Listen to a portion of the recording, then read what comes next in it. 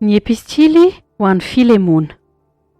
Paoly, mpifatotra an'i Kristy Jesosy, ary Timoty rahalahy mamangy an'i Filemona izay mahalala anay sy mpiara-miasa aminay, ary mamangy an'i Apia anabavinay sy Arkipo, miaramila namantsika ary ny fiangonana ao an-tranonao.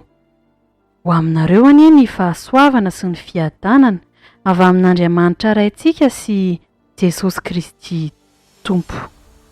Misaotra an'Andriamanitra mandrakariva aho raha mahatsiaro anao amin'ny fivavahako, satria reko ny fitiavanao sy ny finoana izay anananao ho an'i Jesosy Tompo sy ho an'ny olona masina rehetra.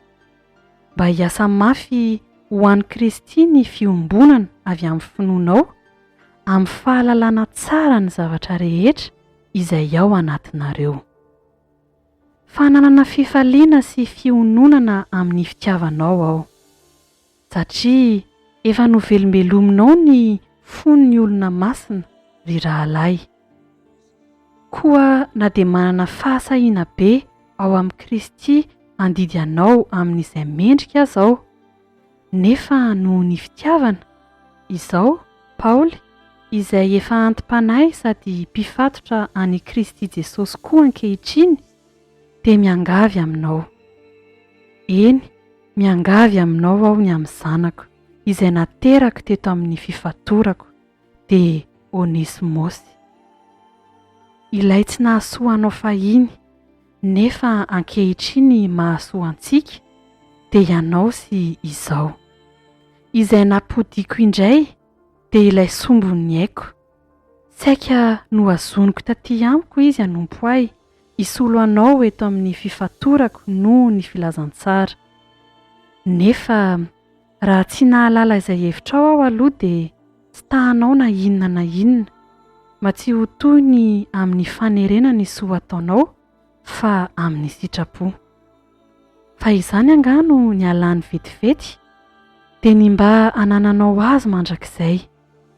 Tsy toy ny andevo intsony anefa fa efa mihoatra noho ny andevo, dia rahalahy malala, indrindra fa ho ahy, maika fa ho anao, na amin'ny nofo na amin'ny tompo. Koa raha ataonao ho namanao aho dia raisy toa ahy izy, nefa raha nanao izay tsy marina taminao izy na mitrosa, dia ataovy ho ahy izany. Izao Paoly no manoratra izany amin'ny tanako, izao no andoha izany, nefa tsy lazaiko aminao fa mitrosa ny tenanao amiko aza ianao. Eny, ry rahalahy, aoka hanana fifaliana avy aminao ao amin'ny Tompo aho, velombelomy ny foko ao amin'ny Kristy. Noho ny fahatokiako fa anaiky ianao no anoratako aminao, fa fantatro fa anao mihoatra noho izay lazaiko azy ianao. Ary izao koa, manamboary trano itoerako aho fa manantena aho fa omena anareo noho ny vavaka ataonareo. Manao veloma anao Epafra, mpifatotra namako ao amin'ny Kristy Jesosy, sy Marka sy Aristarko sy Demasy ary Lioka, mpiara-miasa amiko. Ho amin'ny fanahinareo anie ny fahasoavan'i Jesosy Kristy Tompontsika. Amen.